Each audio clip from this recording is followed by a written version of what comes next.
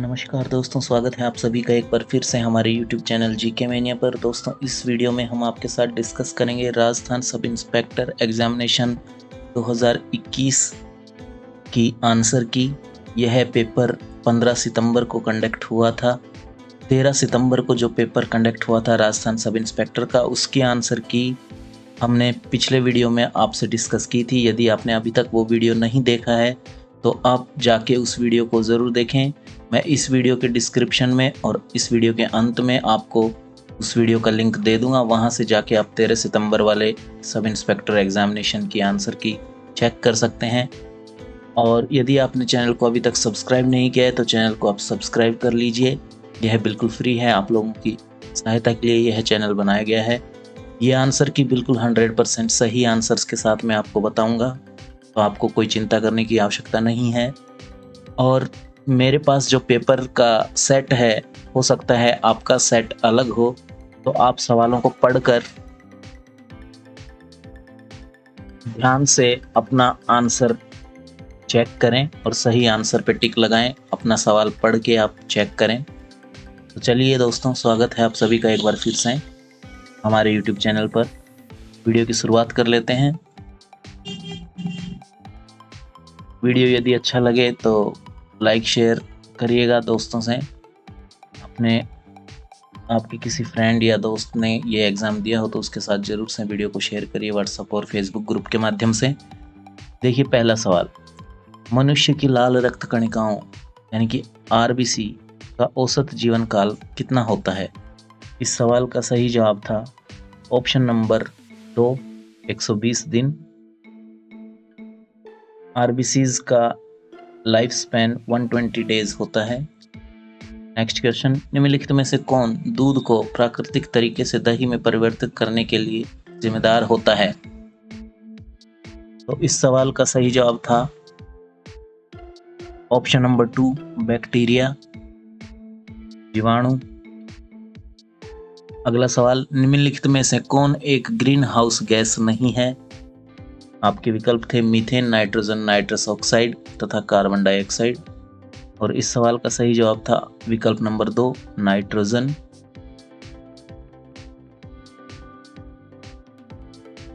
देखिए अगला सवाल, निम्नलिखित में से कौन सी भौगोलिक क्षेत्र की जैव विविधता के लिए संकट हो सकता है? निम्नलिखित में से कौन किसी भौगोलिक क्षेत्र की जैव विविधता के लिए संकट हो सकता है? Which one of the following can be threats to the biodiversity of any geographical area?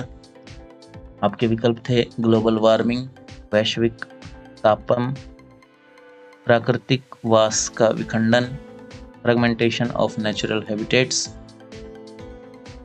विदेशी प्रजातियों का आक्रमण, इन्वेजन बाय एलियन स्पीसीज। और चौथा विकल्प था शाकाहार को प्रोत्साहन, प्रमोशन ऑफ वेजिटेरियन। तो इस सवाल का सही जवाब था विकल्प नंबर 2, ए, बी तथा सी। विकल्प नंबर 3, इस सवाल का सही जवाब था विकल्प नंबर 3, ए, बी तथा सी। शाकाहार को प्रोत्साहित करने से किसी भी भौगोलिक क्षेत्र की जैव विविधता को कोई खतरा नहीं होता। तो इसका सही जवाब था ए, बी तथा सी, विकल्प नंबर 3। पांचवा सवाल देखिए, चंद्रयान 2 के लैंडर का नाम पूछा था। इसका सही जवाब था विक्रम।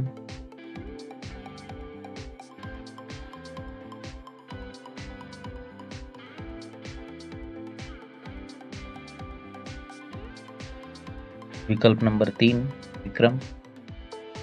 छठा सवाल देखिए, भारतीय कोविड-19 वैक्सीन कोविशील्ड और कोवैक्सीन को संहृत करने के लिए आवश्यक ताप क्या है? तो इस सवाल का सही जवाब था विकल्प नंबर 2 से 8 डिग्री सेल्सियस। सातवां सवाल देखिए, बुलेट प्रूफ जैकेट बनाने में सर्वाधिक सामान्यतः प्रयुक्त किए जाने वाला पदार्थ क्या है? उस पदार्थ का नाम था केवेलार, ऑप्शन नंबर 2। आठवां सवाल देखिए, आकल काष्ठ जीवाश्म पार्क राजस्थान के किस जिले में स्थित है? आकल वुड फॉसिल पार्क। तो इस सवाल का सही जवाब था ऑप्शन नंबर 3 जैसलमेर।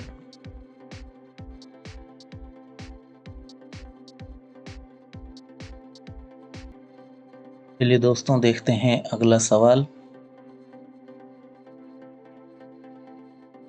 अगला सवाल था प्रतियोगी परीक्षाओं की तैयारी करने में प्रतिभागियों की मदद करने के लिए राजस्थान सरकार ने एक निशुल्क मोबाइल ऐप शुरू की है, उसका नाम क्या है? तो उस ऐप का नाम था विकल्प नंबर 4 दिसारी। दिसारी ऐप लॉन्च की थी राजस्थान सरकार ने। देखिए अगला सवाल। राजस्थान के किस जिले में बच्चों के लिए पहली कैथ लैब स्थापित की जा रही है? और इस सवाल का सही जवाब था विकल्प नंबर 2 जोधपुर।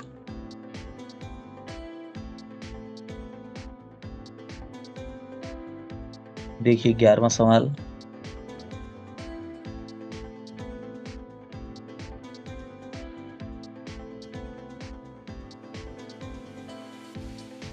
संतरों के उत्पादन के कारण किस जिले को राजस्थान का छोटा नागपुर कहा जाता है? इस सवाल का सही जवाब था विकल्प नंबर 4 विकल्प नंबर 4 11 सवाल का सही जवाब था झालावाड़।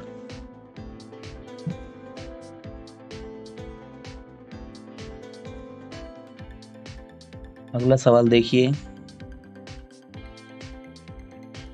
राजस्थान की कामधेनु डेयरी योजना 2021 के संबंध में निम्नलिखित कथनों में से कौन सा कथन सही है?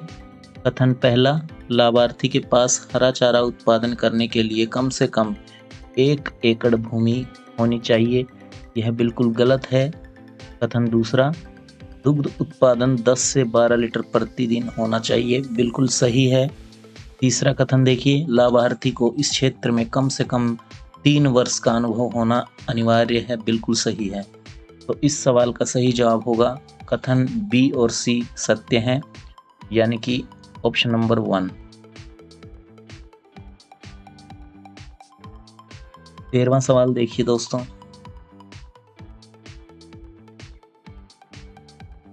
नीचे दी गई अंक श्रृंखला में प्रश्न सूचक के स्थान पर कौन सा अंक आएगा?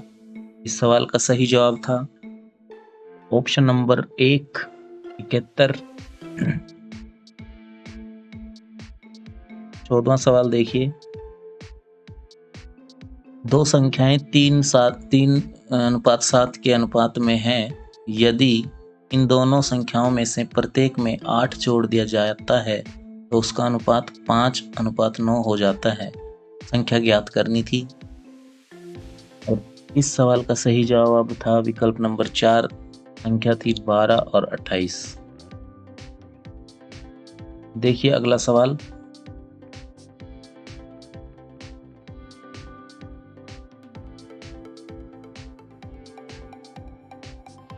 नीचे दिए गए प्रश्न में एक कथन तथा उसके नीचे 2 तर्क 1 और 2 दिए हैं, कौन सा उत्तर सही है?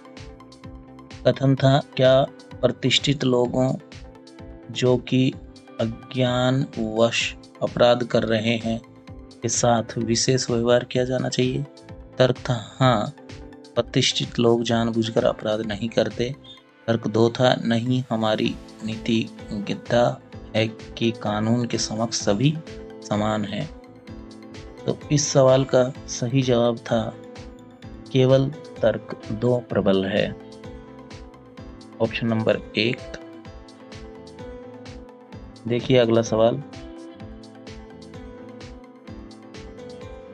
एक कूट भाषा में प्लांट को QMBOU के रूप में कूटबद्ध किया गया है, तो उसी भाषा में टोयोटा का कूट क्या होगा? दोस्तों इस सवाल का सही जवाब था विकल्प नंबर 1 UPZPUB टोयोटा का कूट होगा। 17वां सवाल देखिए। 17वें सवाल का जो सही जवाब था वह था विकल्प नंबर 2 3000। 18वां सवाल देखिए। 18वें सवाल का सही जवाब था विकल्प नंबर 2 2000। 19वां सवाल देखिए। एक राशि का वार्षिक ब्याज दर के हिसाब से 2 वर्ष में साधारण ब्याज और चक्रवृद्धि ब्याज क्रमशः 900 रुपये और 954 रुपये हो जाता है। मूलधन ज्ञात करना था। और 19वें सवाल का जो सही जवाब था वह था 3750 रुपये, यानी कि विकल्प नंबर 3। 20वां सवाल देखिए। दिए गए कथन और नीचे दिए गए निष्कर्षों पर विचार कीजिए। एक कमरा फूलों से खूबसूरत दिखता है, यह कथन दिया हुआ था। और निष्कर्ष था, पहला निष्कर्ष था कमरों को सजाने के लिए फूल उगाए जाते हैं। दूसरा निष्कर्ष था बिना फूलों के कमरा बदसूरत दिखता है। और इस सवाल का सही जवाब था विकल्प नंबर 3 न तो निष्कर्ष 1 न निष्कर्ष 2 कथन का अनुकरण करते हैं। विकल्प नंबर 3 इसका सही जवाब था। अगला सवाल देखिए। टोक्यो ओलंपिक 2020 में कांस्य पदक के लिए भारतीय पुरुष हॉकी टीम ने निम्न में से किस टीम को हराया? तो जिस टीम को भारतीय पुरुष टीम ने हराया था उस टीम का नाम था जर्मनी। एमलेक्स नामक ऑक्सीजन राशनिंग उपकरण को किस भारतीय प्रौद्योगिकी संस्थान ने हाल ही में विकसित किया है? तो इस सवाल का सही जवाब था IIT रोपड़।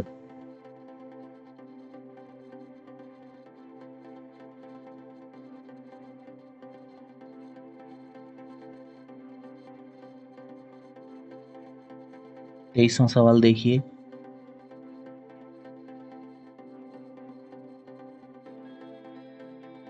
एक कक्षा में विद्यार्थियों के दिए गए अंक 60, 96, 28, 35, 10, 40, 9,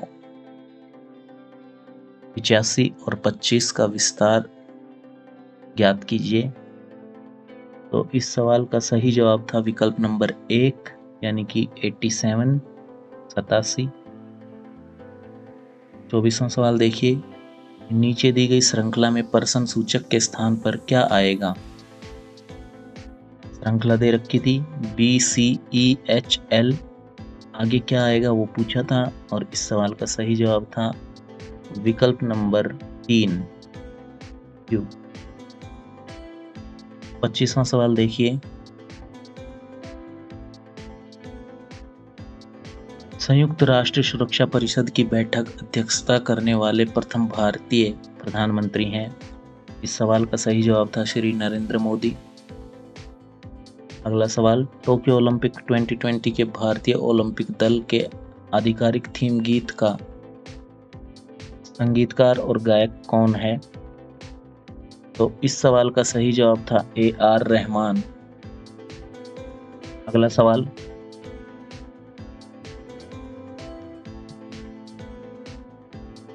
संयुक्त राष्ट्र महासभा के 76वें सत्र हेतु निर्वाचित अध्यक्ष अब्दुल्ला शाहिद किस देश से हैं?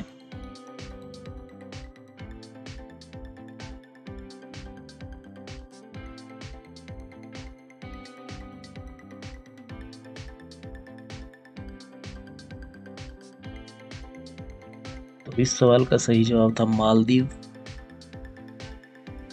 अगला सवाल। किस भारतीय संगठन संस्थान ने एक नई योजना फास्टर प्रारंभ की है?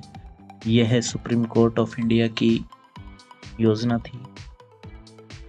सुप्रीम कोर्ट भारत का सर्वोच्च न्यायालय। सही जवाब। अगला सवाल। जुलाई 2021 में आयोजित हुई 7वीं ब्रिक्स श्रम और रोजगार मंत्रियों की बैठक की अध्यक्षता किस देश ने की? उस देश का नाम है भारत। 30वां सवाल देखिए, भावना जाट राजस्थान के खिलाड़ियों में से एक जिसने टोक्यो ओलंपिक 2020 में भाग लिया, राजस्थान के किस जिले से हैं? भावना जाट का संबंध राजसमंद से है।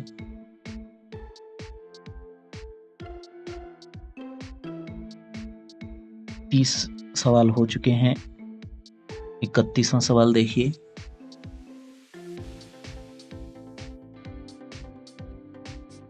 राजस्थान के सांसद भूपेंद्र यादव को जुलाई 2021 में केंद्रीय मंत्रिमंडल में किन मंत्रालयों का प्रभारी बनाया गया?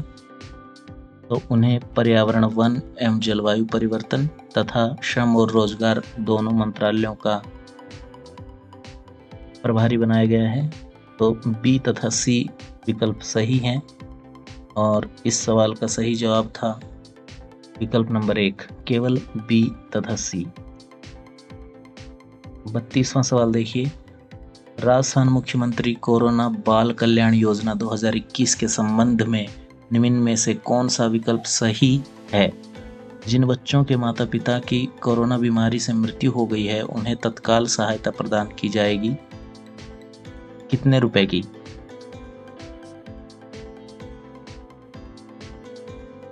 तो 1 लाख रुपए की सहायता प्रदान की जाएगी। तो विकल्प नंबर 4 बिल्कुल सही है।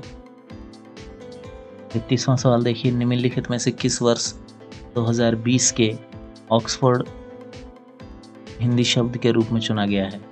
निम्नलिखित में से किसे वर्ष 2020 के ऑक्सफोर्ड हिंदी शब्द के रूप में चुना गया है? वह शब्द था आत्मनिर्भरता।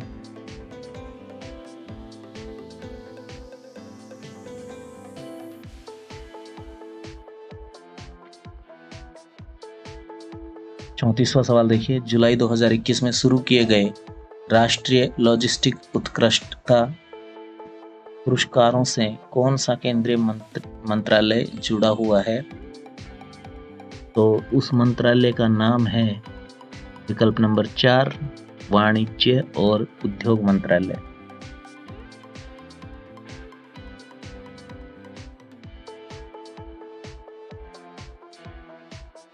पैंतीसवां सवाल देखिए, राष्ट्रीय विधि विज्ञान फोरेंसिक साइंस विश्वविद्यालय किस राज्य में स्थित है? उस राज्य का नाम था गुजरात।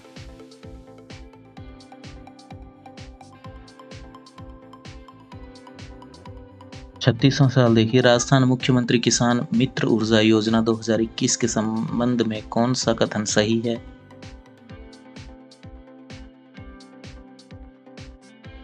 कथन 1, मीटर्ड कृषि उपभोक्ताओं को राज्य सरकार बिजली के बिल पर अधिकतम 12,000 रुपये प्रति वर्ष अनुदान प्रदान करेगी। कथन नंबर 2, इस योजना पर सालाना 600 करोड़ खर्च किए जाएंगे। कथन नंबर 3, इस योजना का लाभ मई 2021 से प्रारंभ हो जाएगा।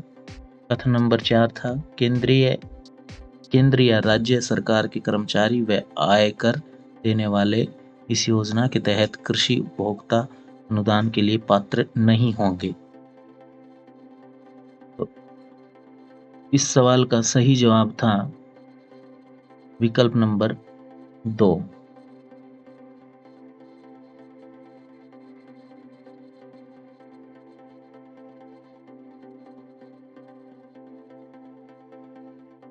देखिए अगला सवाल, राजस्थान के 13वें लोकायुक्त का नाम बताना था और राजस्थान के जो 13वें लोकायुक्त हैं उनका नाम है जस्टिस प्रताप कृष्ण लोहरा।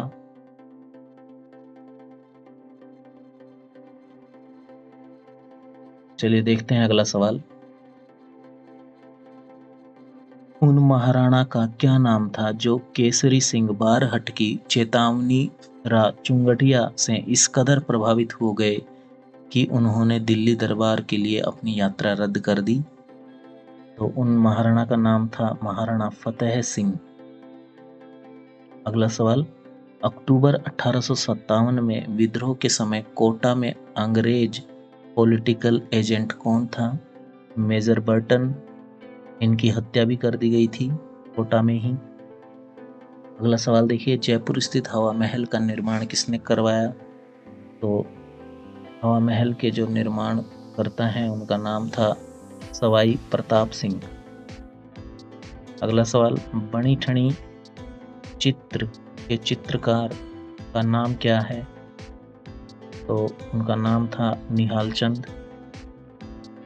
राव जोधा ने किस वर्ष जोधपुर नगर की स्थापना की? 1459 में जोधपुर नगर की स्थापना हुई राव जोधा द्वारा। अगला सवाल देखिए, राजस्थान में 1857 की क्रांति किस स्थान से प्रारंभ हुई? आप सभी जानते हैं इसका सही उत्तर है नसीराबाद। चलिए देखते हैं अगला सवाल।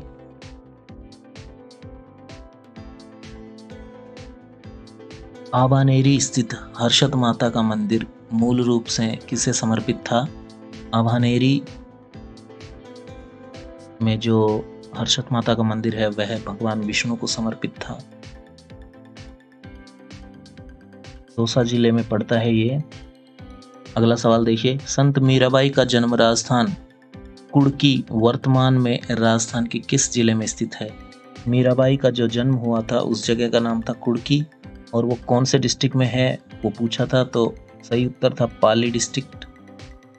अगला सवाल, पुरास्थल आहड़ से प्राप्त प्राचीन अवशेष संबंधित हैं?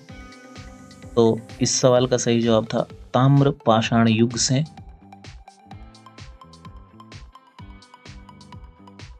देखिए अगला सवाल, रांगड़ी और निमाड़ी उपबोलियां हैं। इस सवाल का सही जवाब था मालवी की। अगला सवाल देखिए, राजस्थान में निम्नलिखित में से किस स्थान पर तेजाजी की स्मृति में पशु मेला आयोजित होता है?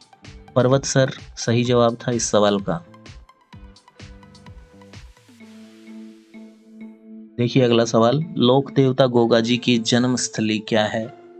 तो ददरेवा इस सवाल का सही जवाब था ददरेवा। 50वां सवाल देखिए, हैदराबाद रियासत का भारतीय संघ में माह एवं वर्ष में विलय हुआ? तो इस सवाल का सही जवाब था फरवरी 1948।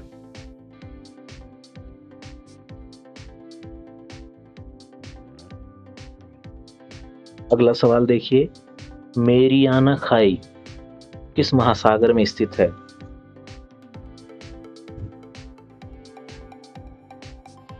Marina trench is located in western Pacific Ocean, पश्चिमी प्रशांत महासागर में। अगला सवाल देखिए,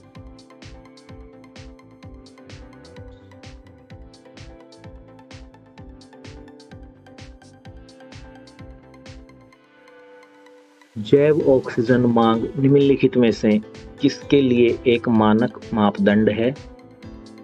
तो इस सवाल का सही जवाब था जलीय परिस्थितिकी तंत्रों में प्रदूषण जांचने के लिए। चलिए देखते हैं अगला सवाल।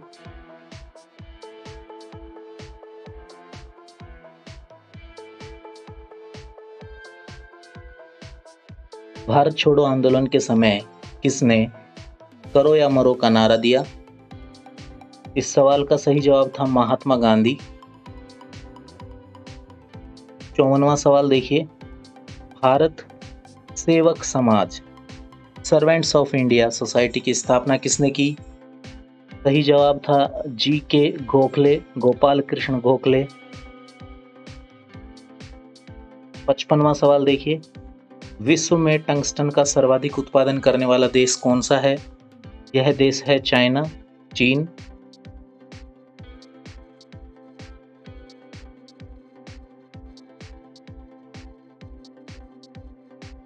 सवाल नंबर 56, रुद्रप्रयाग किन नदियों के संगम पर अवस्थित है? तो इस सवाल का सही जवाब था मंदाकिनी और अलकनंदा। 57वां सवाल, पूसा सिंधु गंगा किस फसल की एक किस्म है? तो इस सवाल का सही जवाब था गेहूं। क्वेश्चन नंबर 58, जैव विविधता निम्नलिखित में से किन माध्यमों द्वारा मानव अस्तित्व का आधार बनी हुई है? विकल्प नंबर 1, मृदा निर्माण, बिल्कुल सही। विकल्प नंबर 2, मृदा अपरदन की रोकथाम, यह भी सही है। विकल्प नंबर 3, अपशिष्ट का पुनः चक्रण, बिल्कुल सही है। और चौथा विकल्प, फसलों का परागण, पॉलिनेशन ऑफ क्रॉप्स, यह भी बिल्कुल सही है। सारे ऑप्शन सही हैं, तो इस सवाल का सही जवाब होगा विकल्प नंबर 3, ए, बी, सी और डी। स्वेज नहर किनको मिलाती है? यह भूमध्य सागर और लाल सागर को मिलाती है। 60वां सवाल देखिए, ग्रीन मफलर संबंधित है ध्वनि प्रदूषण से। ध्वनि प्रदूषण को कम करने के लिए अक्सर सड़कों के किनारे पेड़ों का पौधारोपण किया जाता है और यह ध्वनि प्रदूषण को कम करने में सक्षम है। दोस्तों, यदि आप राजस्थान के या अन्य किसी कॉम्पिटिटिव एग्जाम्स की तैयारी कर रहे हैं तो आपके लिए हमारा चैनल बहुत ही उपयोगी साबित हो सकता है। आप इस चैनल को सब्सक्राइब कर सकते हैं और सब्सक्राइब के साथ साथ बगल में दी हुई घंटी के आइकन को ऑल पे ज़रूर सेट कर लीजिए, ताकि जैसे ही हम कुछ नया वीडियो अपलोड करें आपको तुरंत नोटिफिकेशन मिल जाए। चलिए देखिए 61वां सवाल, राजस्थान में 56 का मैदान किस नदी के बेसिन में स्थित है? यह माही नदी के बेसिन में स्थित है। बांसवाड़ा प्रतापगढ़ के क्षेत्र में यह मैदान पड़ता है, दक्षिणी राजस्थान में। 62वां सवाल देखिए, सूची 1 का मिलान सूची 2 से करना था। यूरेनियम केंद्र और राज्य का नाम दिया हुआ है रोहिला, रोहिली, ये राजस्थान का क्षेत्र है, तो सी का मिलान राजस्थान से हो जाएगा। लंबापुर तेलंगाना में है, यानी कि आंध्र प्रदेश से इसका मिलान हो जाएगा। ऑप्शन बी का मिलान होगा आंध्र प्रदेश से। ऑप्शन सी का मिलान होगा राजस्थान से।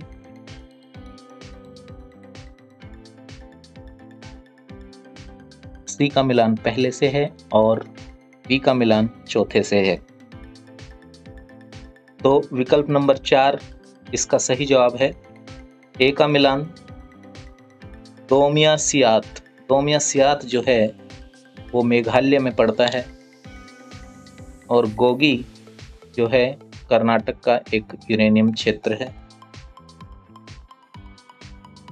चलिए देखते हैं अगला सवाल। अगले सवाल में फिर से आपको 2 सूची दी गई थी, एल्यूमिनियम कंपनी का नाम दिया है और उसका जगह, वो जिस जगह वो कंपनी लोकेटेड है उसका नाम आपको मैच करना था। बाल्को कंपनी जो है यह कोरबा में है। बाल्को कोरबा में, छत्तीसगढ़ में यह जगह है कोरबा, यहाँ पे है। इंडियन एल्यूमिनियम कंपनी जो है यह हीराकुंड में है। हीराकुंड जगह ओडिशा में है। नालको कंपनी जो है यह कोरापुट में है। कोरापुट भी उड़ीसा में है। और हिंडाल्को कंपनी जो है यह यूपी के रेणुकूट जिले में है। सॉरी, ये जिला नहीं है, रेणुकूट जगह है, इसी जगह पे यह कंपनी है। 64वां सवाल देखिए, संरक्षित क्षेत्र और स्थान के नाम को मैच करना था। मैच पहले से दिया हुआ है, दरअसल आपको बताना था कौन सा गलत मैच करके दिया गया हुआ है। तो पहला ही ऑप्शन उमेदगंज जो अजमेर जिले से मैच किया गया है बिल्कुल गलत है, क्योंकि उमेदगंज कोटा डिस्ट्रिक्ट में आता है, बीड़ झुंझुनू में, गूड़ा विश्नोईयान जोधपुर में और रोटू नागौर में। तो पहला ऑप्शन उमेदगंज गलत है, यानी कि यही आपका सही जवाब होगा। 65वां सवाल देखिए, 2001 से 2011 के दशक में राजस्थान के किस जिले की जनसंख्या वृद्धि दर न्यूनतम थी? वह जिला था गंगानगर। 66वां सवाल देखिए, 9 दिसंबर 1946 को पहली बैठक से भारत की संविधान सभा कितने समय तक अस्तित्व में रही? तो आपको पता है कि भारत का संविधान बनने में 2 वर्ष 11 महीने 18 दिन का समय लगा था और यह सभा भी 2 वर्ष 11 महीने 18 दिन के लिए अस्तित्व में आई थी। अगला सवाल, चंबल नदी पर बने हुए निम्नलिखित बांधों में से कौन सा राजस्थान में स्थित है? कोटा बैराज बिल्कुल सही, राजस्थान में है। जवाहर सागर बांध भी राजस्थान में है। राणा प्रताप सागर भी राजस्थान में है। गांधी सागर राजस्थान में नहीं है। तो इसका सही जवाब हुआ ए, सी तथा डी। विकल्प नंबर 3 ए, सी तथा डी। अगला सवाल देखिए, राजस्थान में किस शहर को ग्रेनाइट सिटी के नाम से जाना जाता है? राजस्थान के जालोर को ग्रेनाइट सिटी के नाम से जाना जाता है।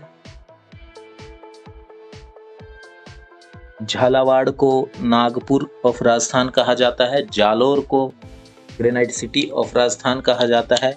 अगला सवाल देखिए, भारत के संविधान के उपबंधों के अनुसार उच्चतम न्यायालय को संघ सूची के विषयों में से किसी के संबंध में ऐसी अतिरिक्त अधिकारिकता और शक्तियां होंगी जो संसद विधि द्वारा प्रदान करे।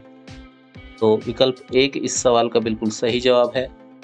70वां सवाल देखिए, अनुच्छेद 40 के अनुसार राज्य ग्राम पंचायतों का संगठन करने के लिए कदम उठाएगा और उनको ऐसी शक्तियां और प्राधिकार प्रदान करेगा जो उन्हें स्वायत्त शासन की इकाइयों के रूप में कार्य करने में योग्य बनाए। तो विकल्प 1 इस सवाल का सही जवाब है। अगला सवाल देखिए, भारत के संविधान में समवर्ती सूची के प्रावधान का विचार निम्नांकित में से किस देश के से लिया गया? उस देश का नाम है ऑस्ट्रेलिया। कॉन्करेंट लिस्ट का कॉन्सेप्ट इंडियन कॉन्स्टिट्यूशन में ऑस्ट्रेलिया से लिया गया है।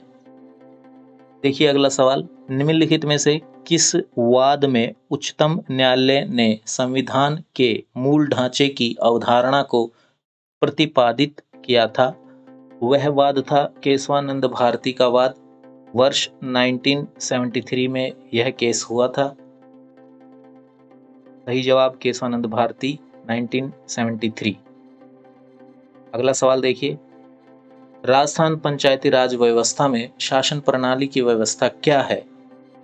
तो इस सवाल का सही जवाब था विकल्प 2 ग्राम, खंड और जिला स्तर पर स्थानीय स्वशासन की त्रिस्तरीय संरचना।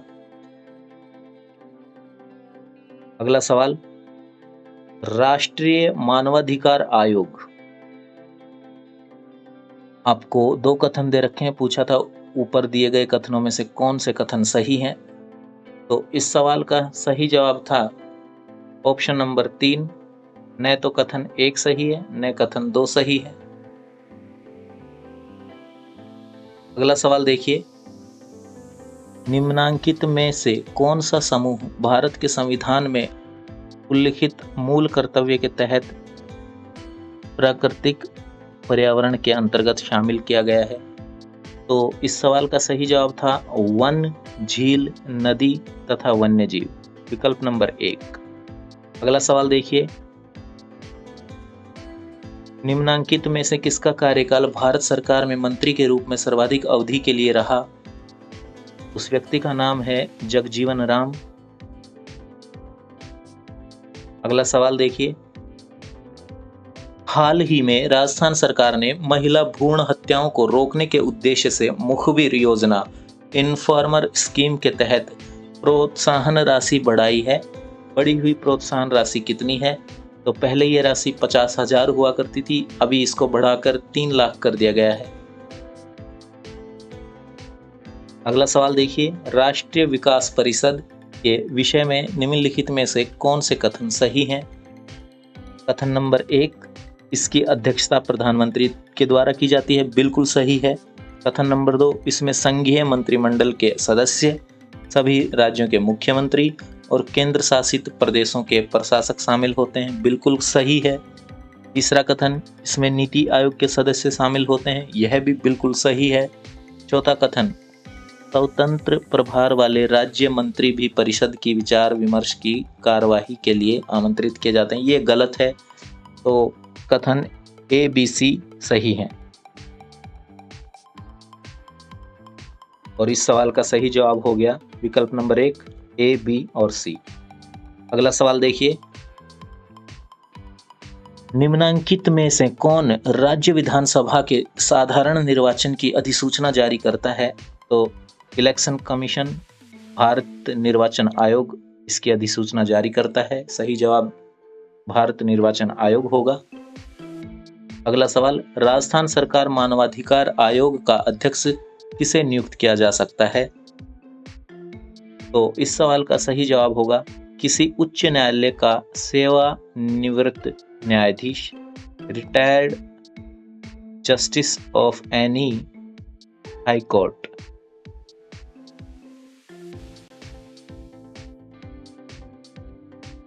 अगला सवाल, राजस्थान लोकायुक्त के संबंध में निम्नलिखित में से कौन से कथन सही हैं? राजस्थान के मुख्यमंत्री लोकायुक्त के क्षेत्राधिकार से बाहर हैं, बिल्कुल सही।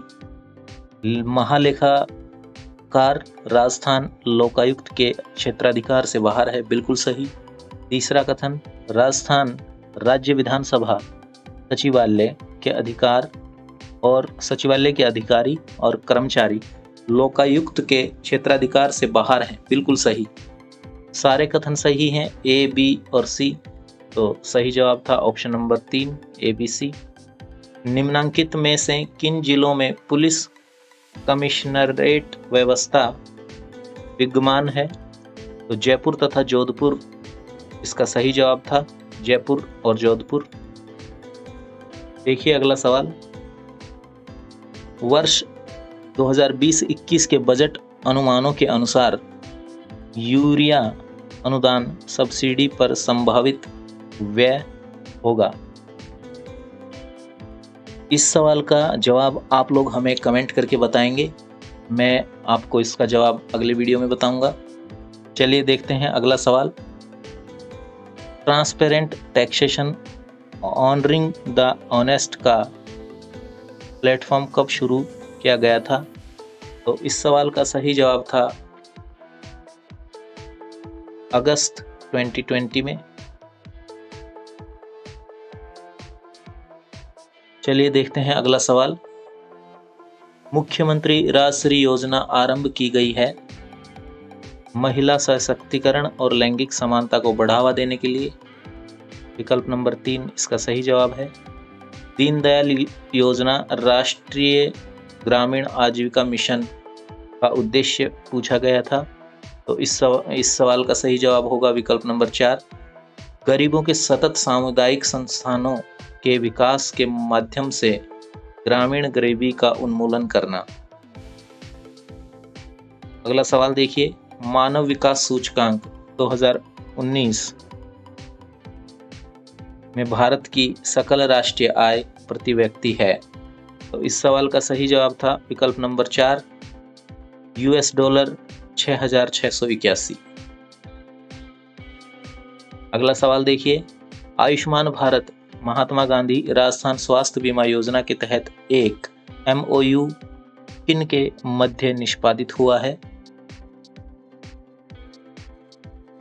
तो Rajasthan state health assurance agency तथा new India assurance company limited के बीच में ये MOU निष्पादित किया गया था। अगला सवाल, मुद्रास्फीति और बेरोजगारी का सह अस्तित्व कहलाता है। तो स्टैगफ्लेशन इसका सही जवाब होगा, निस्पंद स्फीति स्टैगफ्लेशन। चलिए देखते हैं अगला सवाल, अग्रिम अनुमानों के अनुसार वर्ष 2021 में स्थिर वर्ष 11-12 कीमतों पर शुद्ध राज्य घरेलू उत्पाद अनुमानित है। तो इस सवाल का सही जवाब था विकल्प नंबर 1, 6.25 लाख करोड़ रुपए। अगला सवाल, question number 91, which of the following is added in national income while computing personal income. तो जो सही जवाब था इस सवाल का वह था ऑप्शन नंबर 4, हस्तांतरण भुगतान, ट्रांसफर पेमेंट्स। चलिए देखते हैं अगला सवाल। दोस्तों, आपके किसी फ्रेंड ने या रिलेटिव ने ये एग्ज़ाम दिया हो तो उसके साथ आप व्हाट्सएप ग्रुप में या फेसबुक ग्रुप में इस वीडियो को ज़रूर शेयर करें, और आने वाले फ्यूचर में जो भी डिटेल्स होंगी हम आपको वीडियो के माध्यम से, चैनल के माध्यम से बताते रहेंगे। तो चैनल को आप सब्सक्राइब ज़रूर से कर लें। सब्सक्राइब करने के साथ साथ बगल में दी हुई घंटी के बेल के आइकन को भी ऑल पे सेट कर लें, ताकि जैसे ही न्यू वीडियो अपलोड करें आपको तुरंत नोटिफिकेशन मिल जाए। चलिए देखते हैं अगला सवाल।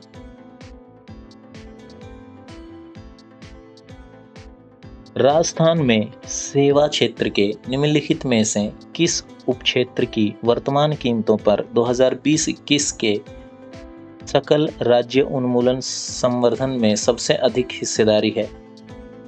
तो इस सवाल का सही जवाब था option number 1, trade hotel and restaurants, व्यापार होटल और रेस्टोरेंट। अगला सवाल देखिए, As per the economic survey 2021, what was the average size of holding in Rajasthan in the year 2015 and 16? The correct answer to the question is option number 2, 2.73 hectare, 2.73 hectare. देखिए अगला सवाल, निम्नलिखित में से कौन से जिले पेट्रोलियम उत्पादन करने वाले बीकानेर नागौर बेसिन में शामिल हैं? तो इस सवाल का जो सही जवाब था वह था ऑप्शन नंबर 4, बीकानेर, नागौर, श्री गंगानगर, हनुमानगढ़ और चूरू। चलिए देखते हैं क्वेश्चन नंबर 95, केंद्रीय बैंक मंदी या अपस्फीति के अंतराल को दूर करने के लिए इस्तेमाल की जाने वाली विस्तारवादी मौद्रिक नीति का निम्न प्रयोग करता है? और इस सवाल का सही जवाब था ऑप्शन नंबर 3, खुले बाजार में सरकारी प्रतिभूतियों का विक्रय, sale of government securities in open market. चलिए देखते हैं अगला सवाल, एक विद्युत फ्यूज तार की क्या विशेषताएं होनी चाहिए? What should be the characteristic of an electric fuse wire? तो इसकी विशेषता होनी चाहिए low melting point and high specific resistance. Option 3 बिल्कुल सही था। इस सवाल का जवाब था निम्न गलनांक तथा उच्च विशिष्ट प्रतिरोध। अगला सवाल देखिए, सर्वाधिक सामान्य रूप से काम में आने वाला अर्धचालक पदार्थ है? तो इस सवाल का सही जवाब था silicon. Most commonly used semiconductor is silicon. देखिए अगला सवाल, रक्षा अनुसंधान एवं विकास संगठन द्वारा विकसित की गई प्रतिविकिरण प्रक्षेपास्त्र एंटी रेडिएशन मिसाइल, जिसका 9 अक्टूबर 2020 को सुखोई 30 फाइटर एयरक्राफ्ट से सफल परीक्षण किया गया है, उसका नाम बताना था, और उसका नाम था रुद्रम 1। ऑप्शन नंबर 4 इस सवाल का सही जवाब था रुद्रम 1। अगला सवाल देखिए, निम्नलिखित में से कौन सा एक प्रत्यक्ष कर का उदाहरण नहीं है? तो इनकम टैक्स डायरेक्ट टैक्स है, वेल्थ भी डायरेक्ट टैक्स है, कॉरपोरेट टैक्स भी डायरेक्ट है, लेकिन जीएसटी जो है इनडायरेक्ट टैक्स है। गुड्स एंड सर्विस टैक्स, यह है supply of goods and services पे लगता है, और ये इनडायरेक्ट टैक्स का एक प्रकार है। देखिए अगला सवाल, राजस्थान में इंदिरा महिला शक्ति निधि योजना कब प्रारंभ की गई? और इस सवाल का सही जवाब था 18 दिसंबर 2019 को। तो दोस्तों, ये थी राजस्थान सब इंस्पेक्टर एग्ज़ाम जो 15 सितंबर को कंडक्ट हुआ, इसकी आंसर की। यदि आपको किसी तरीके का भी कोई भी डाउट हो तो आप हमें कमेंट सेक्शन में पूछ सकते हैं, हम आपको ज़रूर से रिप्लाई करेंगे। और हमारा चैनल जीके से संबंधित और विभिन्न प्रतियोगी परीक्षाओं से संबंधित बहुत ही उपयोगी वीडियो लाता रहता है, तो चैनल को सब्सक्राइब ज़रूर करें, वीडियो को एक लाइक देना ना भूलें। Thank you so much. मैं मिलता हूँ आप सभी से अगले वीडियो में, तब तक के लिए आप रखिए अपना ख्याल। जय हिंद, धन्यवाद।